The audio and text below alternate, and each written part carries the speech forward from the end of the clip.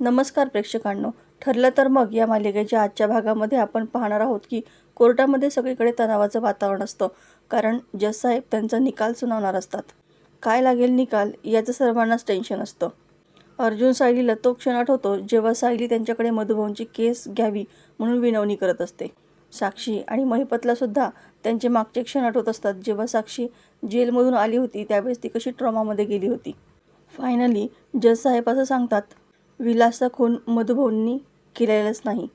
त्यावेळेस कुठं अर्जुन सायलीच्या जीवात जीव येतो आणि त्यांना खूप आनंद होतो. प्रचंड आनंदामध्ये सगळेजण असतात. कुसुमताई, सायली आनंदाने एकमेकांना तर मिठी मारतात. पूर्णाजी, प्रताप, कल्पना, अस्मिता यांनासुद्धा खूप आनंद झालेला असतो. रविराजला सुद्धा अर्जुनवरती खूप प्राऊड फील होत असतं. त्याचेही डोळे पाणवलेले असतात. मधुभाऊंनाही खूप आनंद झालेला असतो. आता जज साहेब साक्षीची शिक्षा सुनावतात. साक्षीने विलासचा खून केला याबद्दल तिला जन्मठेपेची शिक्षा होते. हे ऐकल्यानंतर साक्षी आणि महिपत तर खूप हादरून जातात. दामिनी तर डोळेच बंद करून घेते, कारण ती पहिल्यांदा केस हारलेली असते. जज साहेब आता प्रियासाठी शिक्षा सुनावतात.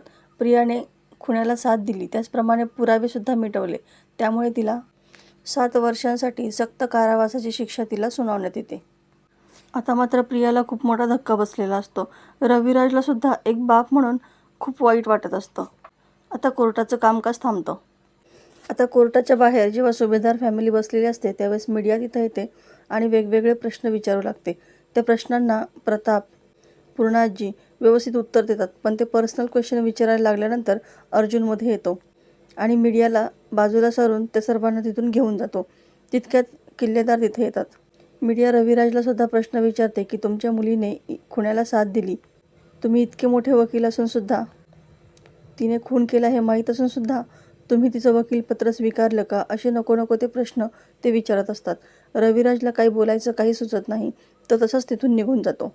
या सगळ्याचं लाईव्ह टेलिकास्ट मोबाईलवरती होत असतं आणि नेमकी अश्विन ते सगळं पाहतो. तन्वीला शिक्षा झाली हे पाहिल्यानंतर त्याला तर खूपच मोठा धक्का बसतो. तन्वी असं कसं करू शकते, आणि मला तर तन्वीजवळ असायला हवं, ती खूप घाबरली असेल, पण प्रतिमा त्या एकटी आहे, मग मी इथून जाऊ तरी कसा, असे असंख्य प्रश्न तिच्या मनामध्ये घोळत असतात. आता इकडे दामिनी जेव्हा बाहेर येते तेव्हा पत्रकार तिला हे प्रश्न विचारायला लागतात. तेव्हा अर्जुन तिथे येतो. तो दामिनीला म्हणतो की बरं झालं, मी तर आज तुम्हाला थँक्यू म्हणायला आलो आहे. तुम्ही जर 30 दिवसांची डेडलाईन दिली नसती तर सरंजामे कधीच खरं बोलला नसता आणि माझ्यापर्यंत पुरावेसुद्धा कधीही आले नसते. त्यामुळे खरंच तुमचं मनापासून थँक्यू. सायलीसुद्धा तिला बरोबर सुनावते.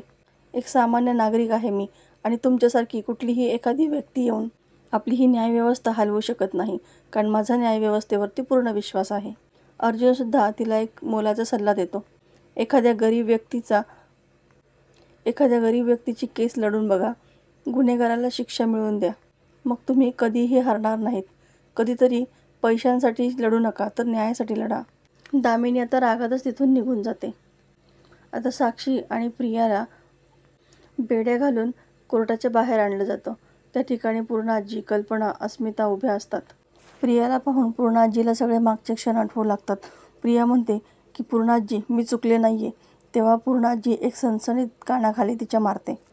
इकडे महिपत दामिनीच्या ऑफिसला येतो आणि म्हणतो, मी तर तुमची कोर्टाबाहेरच वाट बघत होतो, पण हे शहामृग तर इथं वाळूत तोंड खुपसून बसले. त्यापेक्षा एखाद्या डबक्यात जाऊन जीव द्यायचा ना. दामिनी रागातच म्हणते की तोंड सांभाळून बोला शिकरे. तुझ्या आणि तुझ्या त्या मुलीमुळे आयुष्यात पहिल्यांदा मी केस हारली आहे, आणि हा डाग काही केला तरी पुसला जाणार नाहीये. महिपत रागातच सुरा काढतो आणि तिच्या मानेवरती ठेवतो. आवाज खाली ठेवायचा देशमुखबाई, नाहीतर हा आवाज बंद करायला मला वेळ नाही लागणार.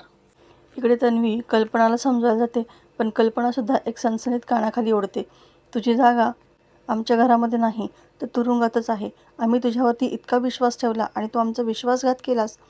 पूर्णाजीसुद्धा म्हणतात की तुझ्यासारख्या भयंकर मुलीचा आमच्या घराशी काहीही संबंध नाही. त्या दोघींनाही अर्जुन आणि सायलीचे बोलणे आठवत असतात, जेव्हा ते ओढून ओढून सांगत असतात की प्रियावरती विश्वास ठेवू नका. अस्मिताला सुद्धा प्रियाबद्दल खूप राग येत असतो. तीसुद्धा प्रियाला चांगलीच सुनावते.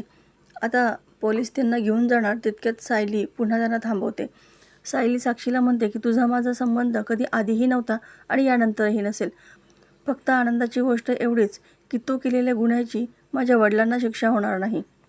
तर प्रेक्षकांनो, येणाऱ्या भागामध्ये आपल्याला पाहायला मिळणार आहे की सायली प्रियाच्या एक सनसनीत कानामागे मारते आणि 7 वर्ष आता जेलमध्ये सडायचं. ना तुला किल्लेदार भेटायला येतील, नाही सुभेदार, आणि हीच तुझी शिक्षा असेल. आता प्रिया जेलमध्ये गेल्यामुळे सुभेदार कुटुंब पूर्णच हादरलेलं असतं. सगळे खूप दुःखात असतात. मात्र सायली त्यांना त्या दुःखातून बाहेर काढण्याचा प्रयत्न करते. तर प्रेक्षकांनो, अशाच नवनवीन व्हिडिओ अपडेटसाठी चॅनलला सबस्क्राईब करा. नोटिफिकेशनसाठी बेल आयकॉन अवश्य दाबा. व्हिडिओ पाहिल्याबद्दल धन्यवाद.